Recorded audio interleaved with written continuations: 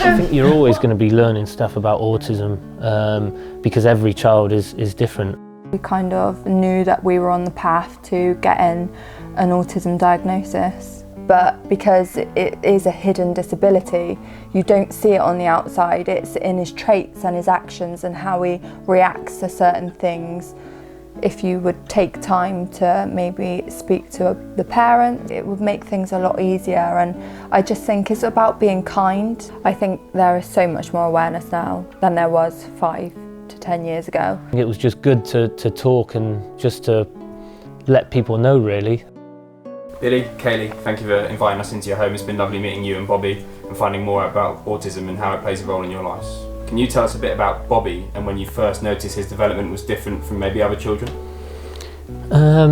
Yeah, so when we sort of moved back down south from Preston in 2021, he'd sort of not been going to nursery for a while.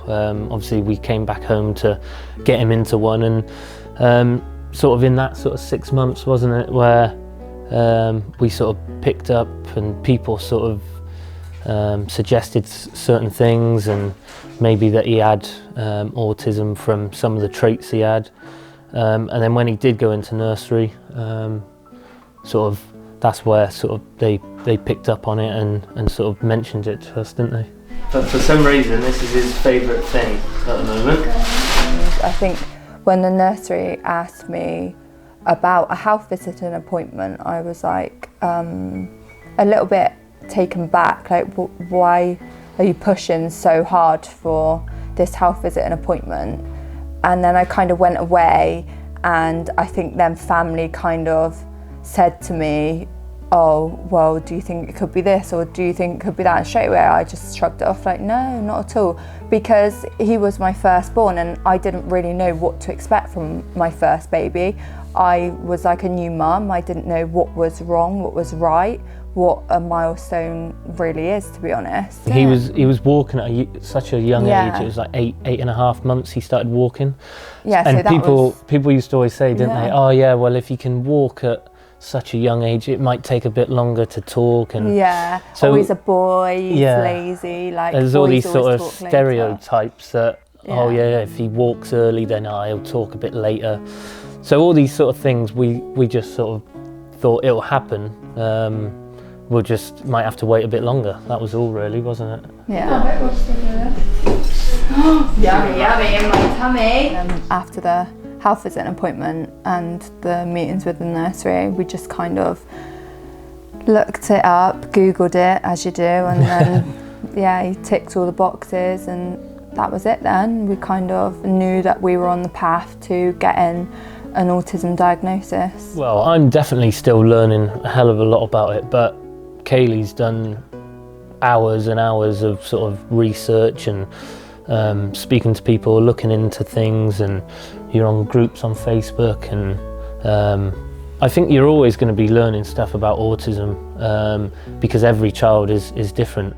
Early intervention is really key as well. So everywhere that I've kind of done a little bit of research or looked up anything about it, it's all about early intervention to get the best out of your child and kind of help them in the future early. You've decided to talk openly and invite us into your house. Is that sort of to raise awareness about autism and having an autistic child? Yeah, I think raising awareness is massive, because we were probably, before we had kids, we'd probably judge parents on their parenting, or kids being naughty maybe, and when you actually do have a child that's autistic and you're put into those positions, and sometimes you do get the odd people staring, or and like I said, we were probably those judgmental people years ago, and now we know about autism and we know what Bobby's capable of and what he's not capable of. I think to see people just be more aware and more open to what they're sort of looking at when they see Bobby or other kids, and the fact that I know it's an old saying that you shouldn't judge a book by its cover, but it's 100% right. Good boy, Baba. You wouldn't necessarily look at Bobby either and think, oh, he's autistic. But because it is a hidden disability, you don't see it on the outside. It's in his traits and his actions and how he reacts to certain things when we go out in public. And I just feel like you could almost like put it down to him just being a bit naughty, or like not listening or not understanding. But there obviously is a diagnosis behind it, and it's the way his brain is different. So it's not about being naughty or the way that he reacts being like something that someone else wouldn't want their child to do. It's not up to us how he reacts to things, unfortunately. There's lots of children out here who are really struggling. Like, it's not just autistic children, it's people that have ADHD, it's all these other little things that you don't necessarily see until they're put into situations which make them react a certain way.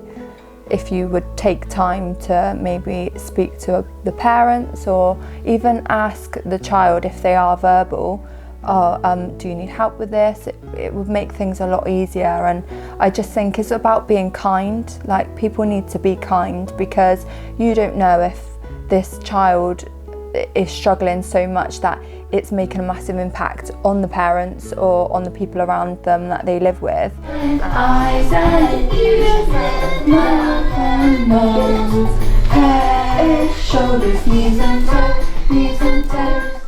The hidden disabilities, like the sunflower hidden disability lanyards that you wear, they should probably be more spread out, and people should know more about that, because like when we go to we didn't know anything about it, to be honest, and when we went to the airport in the summer, the amount of people that you do see have them, and like I said earlier about the people judging other people, and as soon as you see that, you know, oh well, they've got a hidden disability. And although I didn't think it was affecting me, because Bobby's Bobby and that's how we've seen him for sort of 4 years now. But I think it was after he was about 2.5, I remember Carl Robinson actually pulling me aside and just saying, is everything all right at football and at home, sorry, and he said, you're not yourself at the moment, you're a bit quiet, you're not playing as well as you should be. And it was probably a couple of weeks before that when we sort of really knew that he had autism, and I didn't really want to tell anyone, to be honest, at first. It was only, I think we told our family and close friends, but that was it. And when I actually told him, well, my son's just being diagnosed with autism, or not diagnosed, but we've been told he's pretty much got it.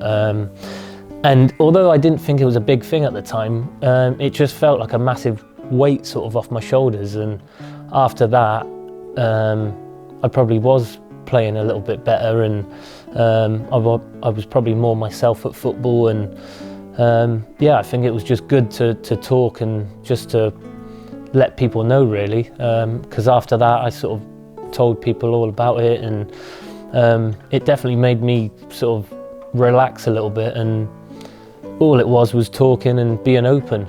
How am I gonna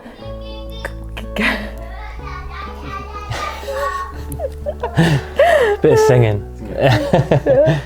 And how I'm gonna like basically try and get the best out of him, and how I'm gonna help him with his speech, how I'm gonna help him regulate when he's overstimulated, and all these things that I knew from reading about autism are all things that are important to autistic people. Like, I need to learn to communicate with Bobby, but in Bobby's language. That was one of probably the biggest struggles, wasn't it? Routine, getting him up for nursery, and especially if he'd had a bad night. Yeah, he obviously used to wake up in the middle of the night and have sort of wake windows, and I think once you did get him up in the morning, it could take almost 2 hours just to get him ready. And I know a lot of parents are like that with kids who aren't autistic, but he would really struggle in the mornings, and getting dressed. Yeah, He literally really doesn't anything. like getting changed. It's a massive sensory issue for him. He likes to have wearing his pajamas, they're soft, it's just one layer.